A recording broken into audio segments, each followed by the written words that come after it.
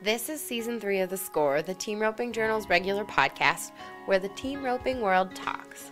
We've told the stories of some of the greatest cowboys, horses, and moments in the sport, and we're so far from done.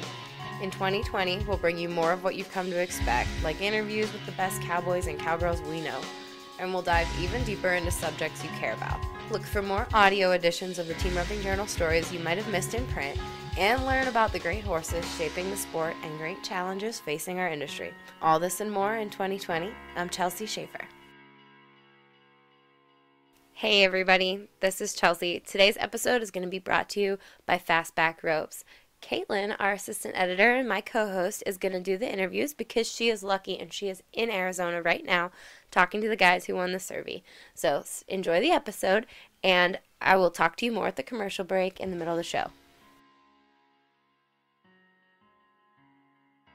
Hey everyone, it's Caitlin Gustav. Before we jump into today's episode with the Mike Cervi Jr. Memorial Pro Classic Open winners, I just want to give you a little rundown about what happened yesterday. Obviously, Tryan and Chase Tryan won that roping. They were 32 and 23 on 5 head, and that paid $16,622. If you weren't there, or if you weren't watching on our Facebook or Instagram, I was trying to keep up with their runs. They pretty much had it won since the first round. I know they didn't pay for the first round, but they won the first round, and they just kept knocking their steers down, and they made it look easy. It was really fun to watch them, so congratulations to those two. I know they came in high call, and their steer kind of went left. Clay got him roped, and then Chase just swooped right in there and healed him, so really good watching. Congrats again, you guys. Tryan also won second with his partner, Jake Long.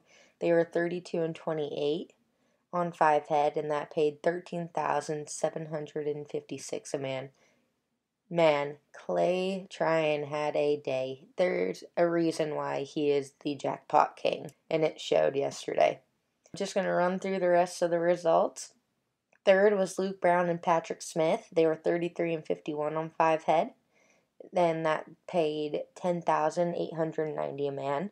Fourth was Charlie Crawford and Brock Hansen. They were 33.93 on 5. That paid $8,025 a man. Fifth was Brenton Hall and Jalen Eldridge. They were 34.26 on 5 head, and that paid $5,158 a man. And sixth was Jake Barnes and Calgary Smith. They were 34 and 42 on 5 head, and that paid $2,866 a man. They also had a 15 incentive, and that went to Wyatt Imus and John Phillip. They were 34 and 8 on 5 head, and that paid $2,500 a man for that incentive. And in the short go fast time, first went to Brenton Hall and Jalen Eldridge. They were 5.69 on their short round steer, and that paid $1,000 a man. And second in that fast time short go was Wyatt Imus and John Phillip. They were 5.87, and that paid $700 a man. So it was a great roping. It was a long day. I think the roping started maybe a little bit after 10:30 and got over around 6:30. That's a good about 8-hour day, I'd have to say. It was a long day. It was warm out, but it was some great watching. Steers held up. Ropers looked phenomenal. I definitely suggest someone heading out there. But enough of me talking about Arizona and the roping. Let's let the champs talk for themselves. Enjoy this interview with Tryan and Chase Tryan after they won the Mike Cervi Jr. Pro Classic Open in Casa Grande, Arizona. And remember, this episode is brought to you by Fastback Ropes. And what better than having a Fastback endorsee win the roping? Congrats, Tryan.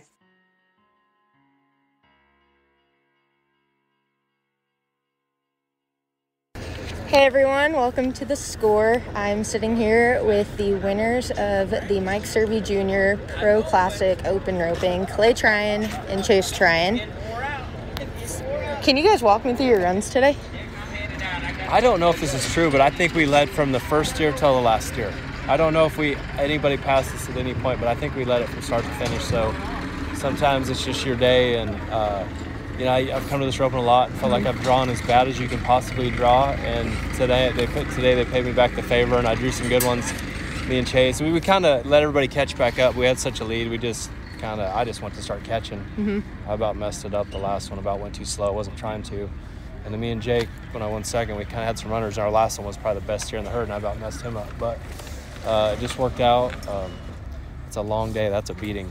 I was saying, right there. How many hours was I that? don't know. We It was too long. I felt bad for Mara. I was a beating right there. So to get through that, winning it, and then winning second, that's. I mean, I've had some good days in my career. This is one of the better ones. Anytime you win first and second with 200 teams. Wendy Ryan, I got first, second, third one time with a couple hundred. That's still the greatest day I've ever had, but this is right up there as far as jackpots go, because it's hard to win first and second nowadays with this group of guys. Right. I was going to say, you guys look pretty clutch all day watching all your runs.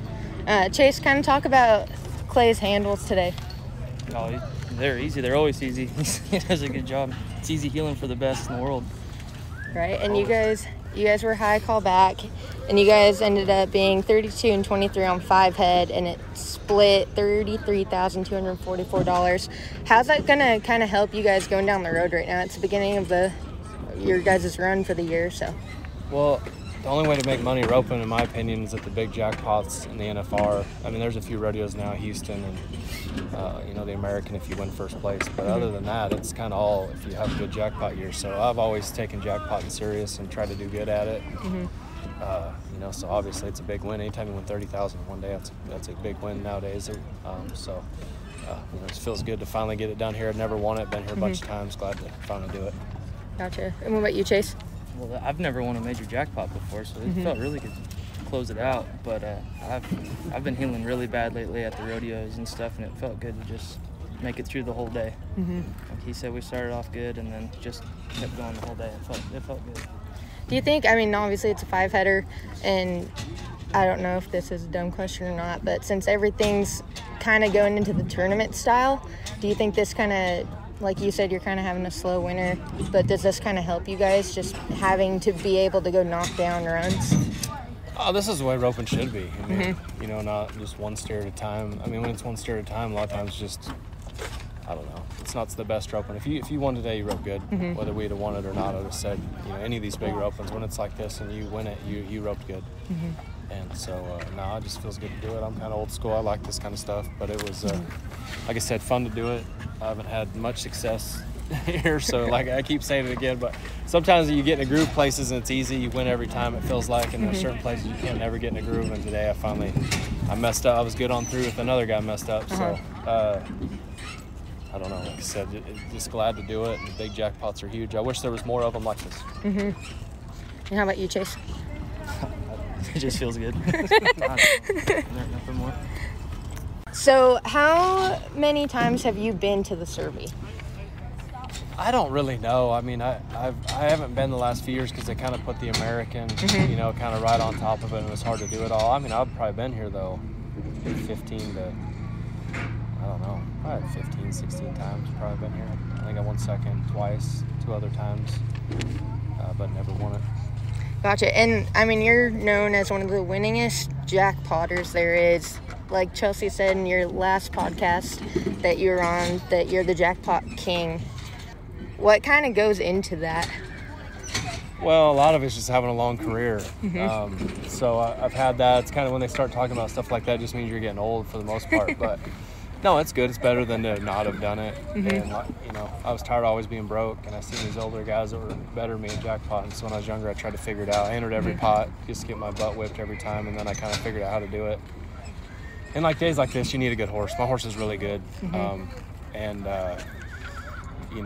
That's part of it. I mean, you can't do it without a great head. You can win every once in a while and luck out. You can't win first and second. You have to be on something good. I think so.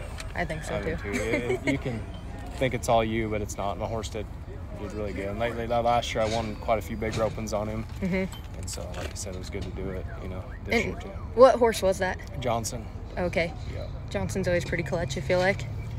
Yeah, Johnson's one of, he's one of the best horses I've ever had. He's easy to get along with. And I just like my Johnson. He's pretty sweet little horse. He really is. So I've enjoyed getting to ride him. It's been pretty fun.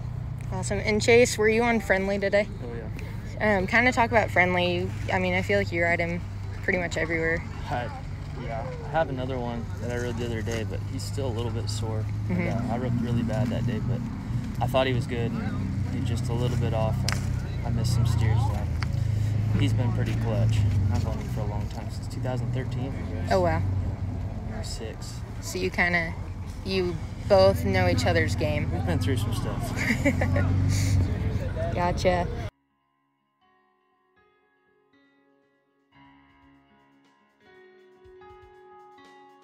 Hey everybody, it's Chelsea, and I want to talk to you a little bit about Fastback Ropes, who are sponsoring our episode today. Their 2 best sellers are the Cobalt and the Excalibur. They're poly blend core ropes.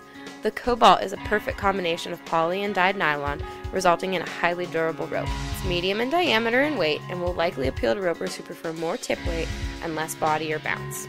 Fastback's Excalibur is a nylon poly blend with core construction. It's a bestseller, and it's another medium in diameter rope and weight with core construction. It's durable, it's got reduced body and no bounce, and swings consistent in all weather. We're going to do something a little bit different this show. So I told you about the ropes, now I'm going to give you a Fastback tip. Today's tip is about breaking in ropes. Surprisingly, a lot of people don't understand or know the importance of it. To break in your new ropes and help them last longer, rope 5 to 10 and then loosely coil back up and let it rest for a day or so. This will give the rope time to recover and draw back up. It helps extend the life of your rope. The rope makers at Fastback Ropes recommend that strategy, so I guess you probably all better stick to it. Again, thank you to Fastback for bringing us this episode, and thank you for the Fastback tip of the day.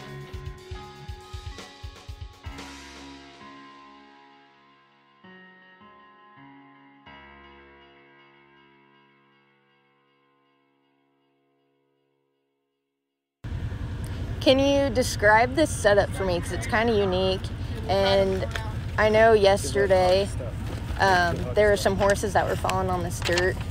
So just kind of talk to me about this setup. Oh, I don't know about the dirt. It seemed better today. It was. The problem is when you start letting them out. Yesterday the score was long, hard. Today they shortened it, which made it a better rope than I thought.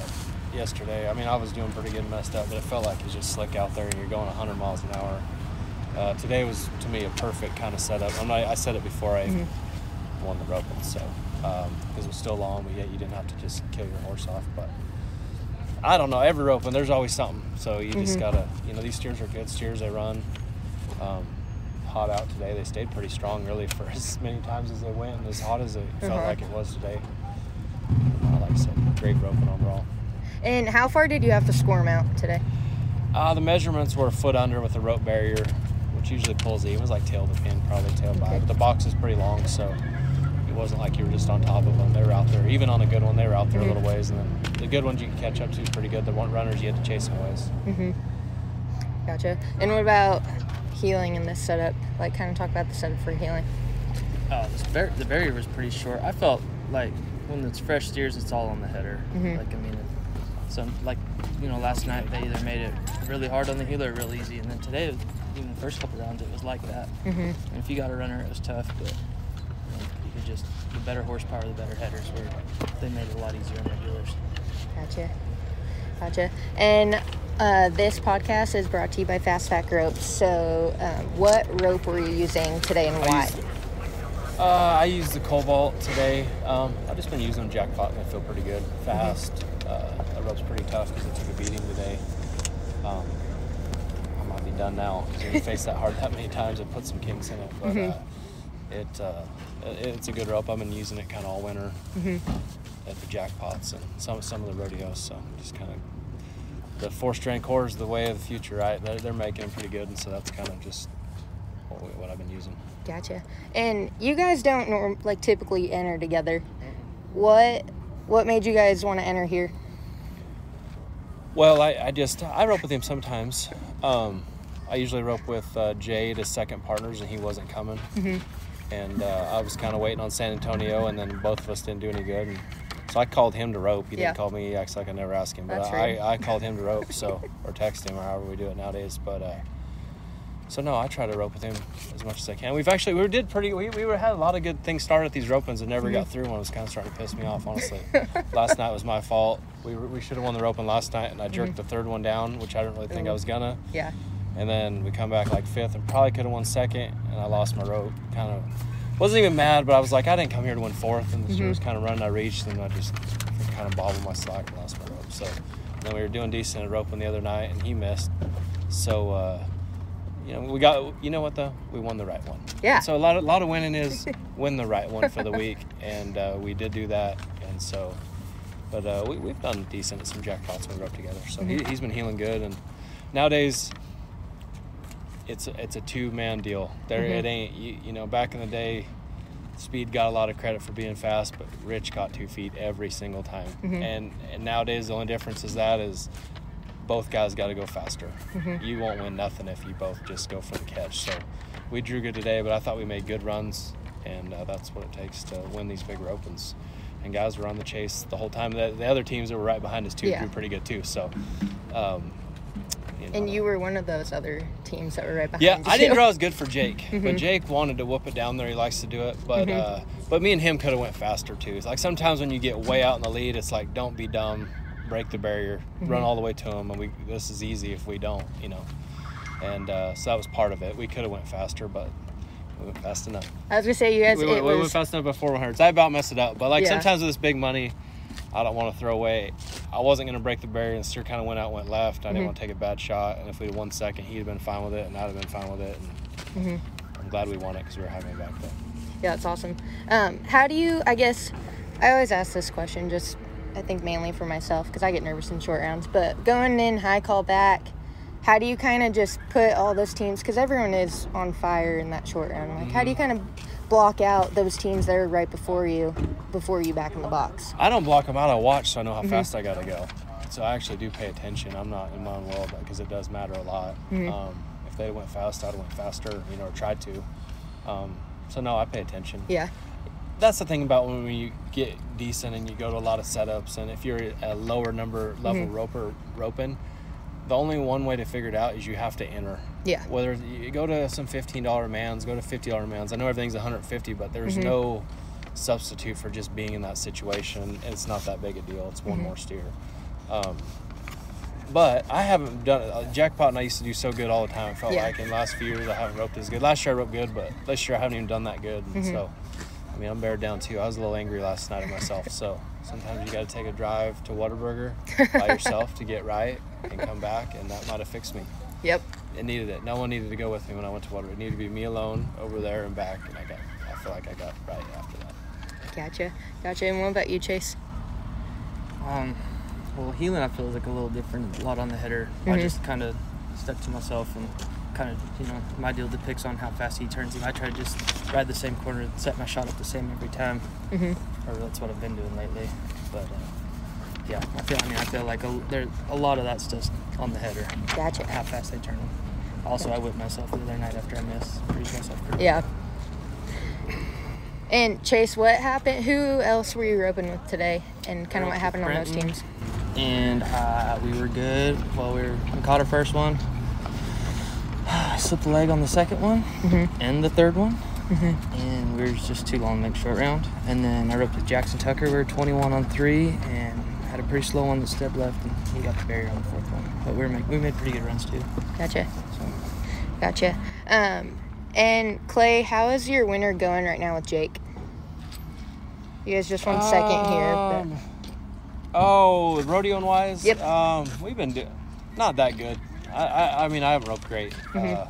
We won Denver, and then we've just placed. We've placed more than you think, but nowadays it's about who won what at Fort Worth and who's going to win something at San Antonio, and we did none of those, and so it just feels okay. That's just how it goes. I don't really like the way rodeo's getting with all that stuff. If they're putting it all at the end, it's not really good for the sport, but it makes headlines.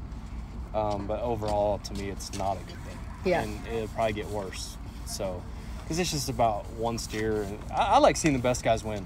That's why, like guys that just rodeo roper guys, I really don't have any respect for them because they're not that good.